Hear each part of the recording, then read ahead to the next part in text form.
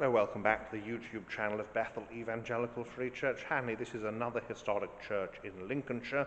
This is St Vincent's, Caythorpe. It's one of a number of churches, impressive churches, along the cliff road that leads from Lincoln in the north down to Grantham. It's 14th century. Its most notable feature is to be seen behind me, which is this arcade, which runs down the middle of the nave. It is not known why they did this. The church may have had some connection with the Knights Hospitaller. They certainly were active nearby. Nearby is Temple Brewer, which was, of course, a Knights Templar property, and when the Templar were dissolved in England, their property passed then to the Hospitaller. But why there's an arcade down the middle of the church, we don't know. There just is, and it does make the building a bit odd. Now, what we can see here, this north aisle, this is a Victorian addition. This is to increase seating capacity. It does rather mess up the medieval design of the church, but needs must. So we'll have a look around the inside and see what we can see. We start then at the west end, and you can see here how the arcade is right down the middle of the nave, so that effectively there are two aisles, but rather than going up and down, the roof just is a normal, you can see up there, a normal pitched roof, but supported in the middle by the arcade. It's a very strange design. The font, which is a chalice type, very nice, and the arcade, well, the aisle here is Victorian. This is one of a number of churches. Lincolnshire has a long connection with the RAF, and a particular connection with the Second World War. And Caythorpe Church has connections with the Airborne and, of course, Arnhem and the famous Bridge Too Far. We have here the window to the Airborne signals. And you can see that the symbol, their badge, you have the winged messenger Hermes on a globe, and then you've got parachutes, and there's their battle honours up to the Falklands. A lot of them are killed at Arnhem, the famous Bridge Too Far. That's the Operation Market Garden, strike into Holland, and it's not as successful as it might have been. And here is the second of their windows. This is their battle honours up to Iraq. And you can see there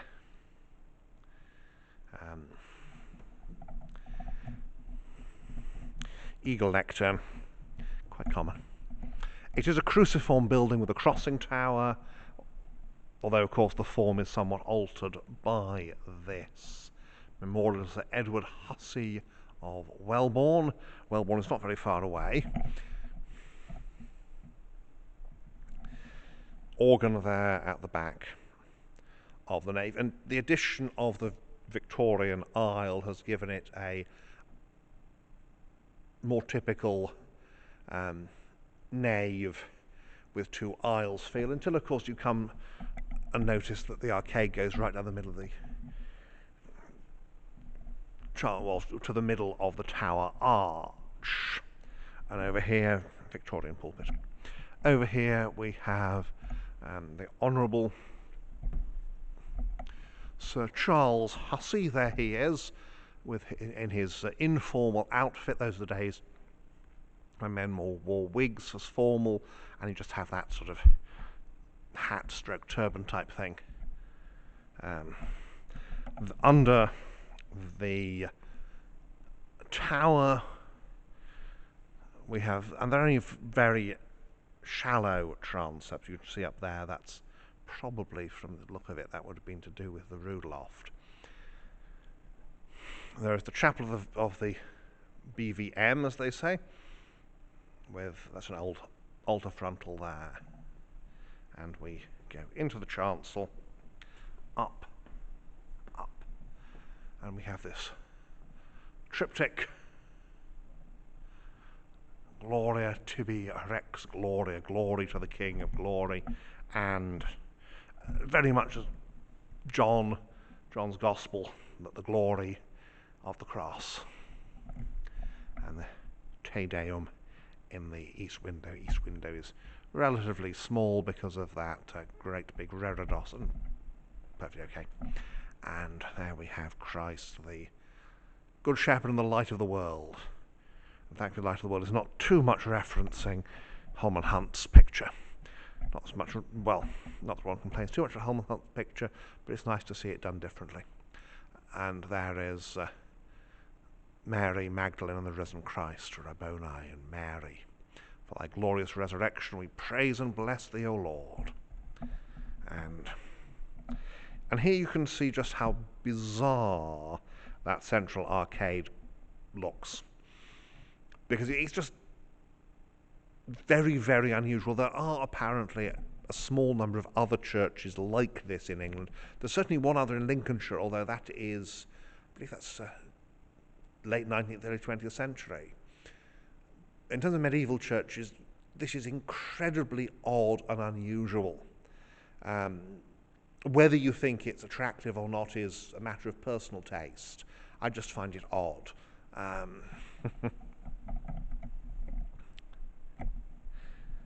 And yes, there you can see that there would have been either a walkway or a platform there to go onto the rood loft, with the stairs being accessed from that transept, what is now the vestry in there.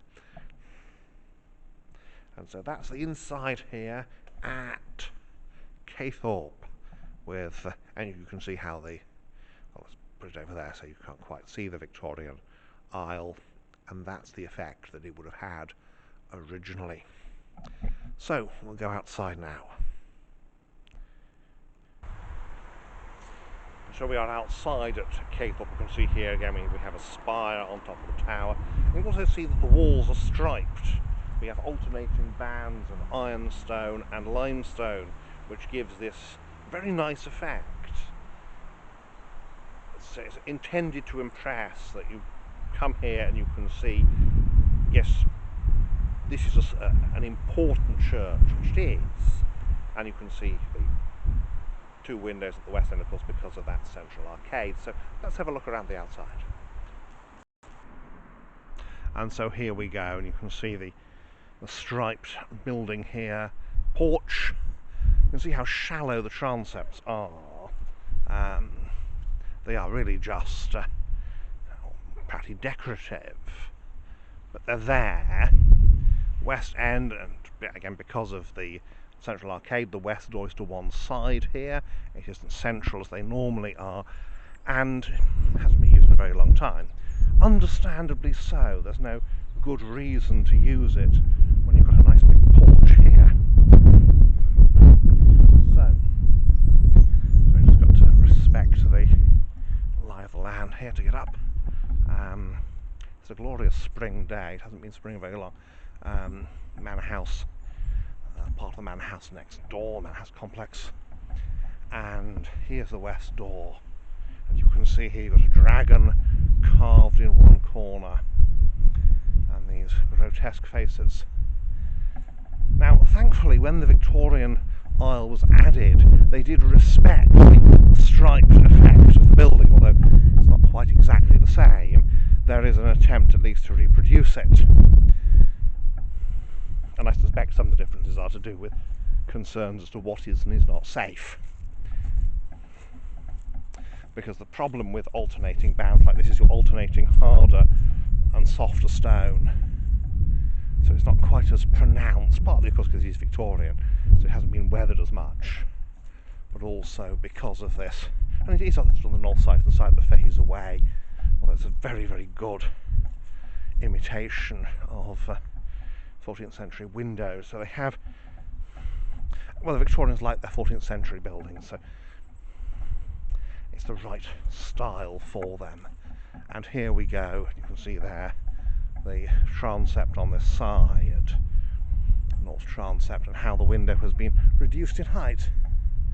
And then up there towards the tower and the gargoyles on it. And once again that point, gargoyles gurgle.